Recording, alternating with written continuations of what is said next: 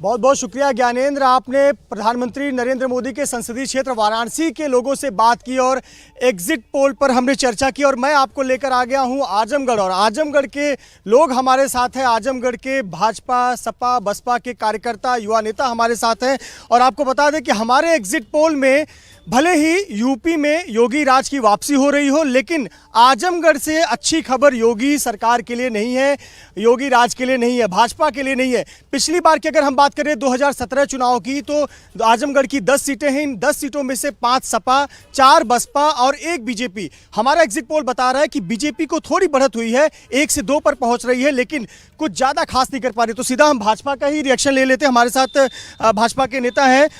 सबसे पहले हमें बताएं कि हमारा जो एग्जिट पोल है वो तो आपको आजमगढ़ में अच्छे नंबर नहीं दे रहा है, क्या मानना है? आजमगढ़ में सुधार नहीं हो रहा, अखिलेश का जादू यहाँ चल रहा है? नहीं, बिल्कुल आजमगढ़ में बहुत सुधार हुआ है। आजमगढ़ में विश्वविद्यालय बनने के कारण, आजमगढ़ में हमारा पूर्वांचल एक्सप्रेस वे बनने के कारण और साथ ही आजमगढ़ में बहुत सारी योजनाओं का क्रियान्वयन ठीक प्रकार से हुआ। इसके कारण हम पिछले 3 सीटें जो है वो केवल 2000-3000 के मार्जिन से हारे थे। हम 1 सीट निकाले थे, तो निश्चित ही इस बार हम ज़्यादा से ज़्यादा सीटें यहाँ से जीतने वाले हैं और सबसे ज़्यादा सीटें अगर कोई जीतेगा यहाँ पर तो भारतीय जनता पार्टी होगी। इसका हम सभी लोग भरोसा देते हैं। पिछली बार आप 10 में से 1 सीटें आजमगढ़ में जीते थे, सीटों पर हम केवल मामूली अंतर से हारे थे। बहुत कुछ समीकरण बदल जाता है, तब हालात अलग थे, अब हालात अलग हैं। अब इस बार लड़ाई सपा बीजेपी में ज़्यादा देखने को मिल रही है। 2 सीट आप मान रहे हैं 2 पे ही रहेंगे या कम भी हो सकता है, ज़्यादा होगा? हम आजमगढ़ के 10 में से सबसे ज़्यादा सीटें जीतने वाली अगर कोई पार्टी होगी तो भारतीय जनता पार्टी होगी। आजमगढ़ में 10 से 7 सीटें हमारी भारतीय जनता पार्टी यहाँ से निकाल रही है।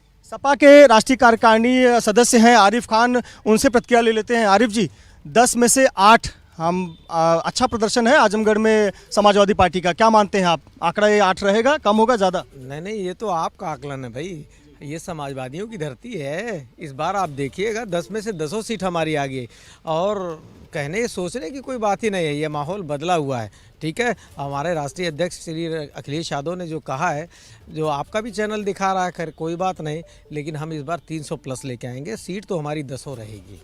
एग्जिट पोल में तो 300 तक तो कोई भी एग्जिट पोल नहीं दिखा रहा है, आप इतने आश्वस्त कैसे हैं? आजमगढ़ में जरूर आप अच्छा कर रहे हैं। नहीं, एग्जिट पोल तो पश्चिम बंगाल में भी कुछ दिखा रहा था, इसमें बताने की बात नहीं है, छुपी बात नहीं है।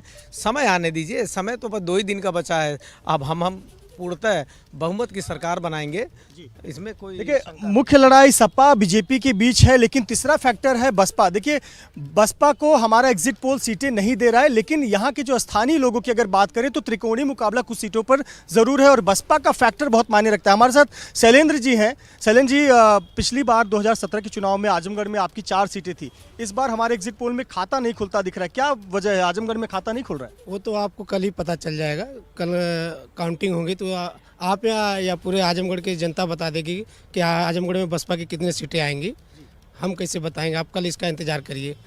और रह गए, हमारे बड़े अजीज मित्र ने कहा कि विश्वविद्यालय बन रहा है, विश्वविद्यालय कागज़ में बना है और उसी कागज़ में ही अब तो चुनावी मुद्दे हो चुके हैं, अब तो जनता इंतजार कर रही है। महज 24 घंटे का भी वक्त नहीं बचा हुआ है और सीधा आपको लेकर चलते हैं स्टूडियो में जिया के पास। जिया, तो हमने आजमगढ़ की कार्यकर्ताओं नेताओं से बात किया, सभी आश्वस्त है कि जीत उनकी पार्टी की होगी। अब इंतजार है कि आजमगढ़ से कल क्या नतीजे सामने आते हैं। जिया, बिल्कुल अपना अपना अनुमान हर कोई इस वक्त लगा रहा है। मृत्युंजय, बहुत शुक्रिया आपका।